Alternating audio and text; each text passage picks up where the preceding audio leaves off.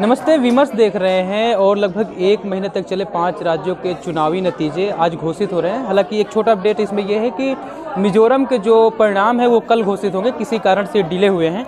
अगर इन 4 राज्यों की बात करें तो इसमें मध्य प्रदेश, राजस्थान, छत्तीसगढ़ और तेलंगाना है।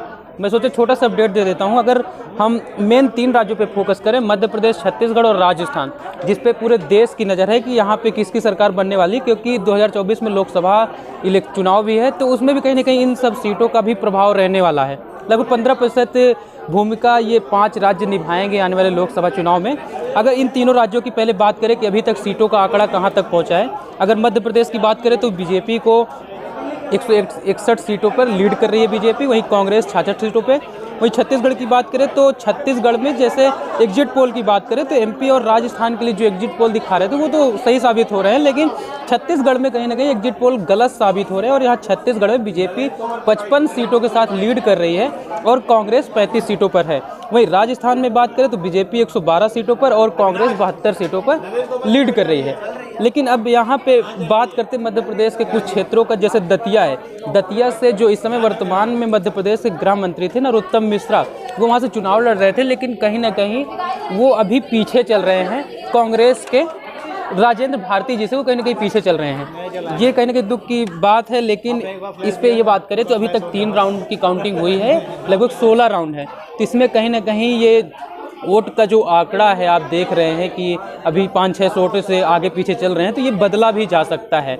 दूसरी बात करें समौली से, क्योंकि एमपी में लगभग 2 सीटों पे बीएसपी है जो लीड कर रही है, अभी कंफर्म नहीं हुआ है। अगर समौली से बात करें तो समौली से कुलदीप सिंह है जो कि लगभग 12,000 वोटों से आगे चल रहे हैं और कहीं ना कहीं हमारे जो रिपोर्टर थे उनसे बात हुई तो कहीं ना कहीं जीत भी हासिल कर सकते हैं।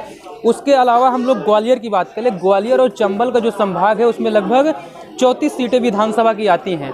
अगर इसके 2018 के आंकड़ों की बात करें तो 2018 में इस चंबल और जो ग्वालियर का संभाग है इसमें 26 सीटों पर कांग्रेस ने जीत हासिल की थी, वहीं 7 सीटों पर बीजेपी और 1 सीट पर बीएसपी ने बढ़त बनाई थी और जीत हासिल की थी। लेकिन इस बार का जो आंकड़ा है एकदम परिवर्तित होते नजर आया। लेकिन कल तक जो राजनीतिक विशेषज्ञ थे या एग्जिट पोल थे वो यही दिखा रहे थे कि ग्वालियर में इस बार फिर से इतिहास दोहराया जाएगा, जैसे पहले ही था ना कि लगभग 26-27 सीटें कांग्रेस के खेमे में जाएंगी और बीजेपी के खेमे में लगभग 6-7 सीटें। लेकिन अभी तक के जो आंकड़े, हालांकि अभी 3 राउंड ही क्लियर हो पाए हैं, लेकिन अभी तक के जो आंकड़े उसमें बीजेपी लीड कर रही है और कांग्रेस कहीं ना कहीं पीछे चल रही है। इसके अलावा हम केवल ग्वालियर की बात करें, ग्वालियर में जो 6 सीटें आती, या हम ग्वालियर ईस्ट की बात करें, ग्वालियर वेस्ट की बात करें या ग्वालियर रूरल की बात करें, तो इन सभी सीटों पे ग्वालियर में बीजेपी बढ़त बना रही है, बीजेपी आगे चल रही है। तो अभी तक का तो अपडेट यही था। अगर आपके पास भी कोई अपडेट हो तो आप कमेंट बॉक्स में हमें बता सकते हैं और आगे की खबरों के लिए आप विमर्श के साथ बने रहें। लेकिन उसके पहले हमारी सहयोगी प्रेरणा पांडे हैं। प्रेरणा, क्या कहना चाहोगे आप, जो ये इलेक्शन हो रहा है और खासकर हम बात करें कि मध्य प्रदेश के बारे में कल से ही चर्चा हो रही थी कि वहाँ बीजेपी की सरकार बनेगी, फिर कोई कह रहा था कांग्रेस सरकार बनेगी, फिर कोई कह रहा था कि एग्जिट पोल पे हमें भरोसा नहीं करना चाहिए, तो आप क्या कहोगे? देखिए, मध्य प्रदेश का जो नतीजा है वो लगभग अनुमानित था, हम सभी को ऐसा पता था कि होगा। हालांकि आंकड़ों का अंतर काफ़ी ज़्यादा है, परिणाम तो यही होने वाला है कि बीजेपी जीतेगी। ठीक है, अगर हम छत्तीसगढ़ के बारे में बात करें, कल तो सभी लोग को क्लियर था कि कांग्रेस की सरकार छत्तीसगढ़ बनेगी, लेकिन अभी जो हम स्क्रीन पे आंकड़ा देख रहे हैं कि छत्तीसगढ़ में 54 सीटों पर बीजेपी लीड कर रही है, तो क्या कहेंगे इस बारे में आप? देखिए, छत्तीसगढ़ के बारे में तो यही कहना चाहूँगी कि अचानक से जैसे वक्त बदल गए, हालात बदल गए। हालांकि एग्जिट पोल का जो अनुमान था वो बिल्कुल ही अलग था।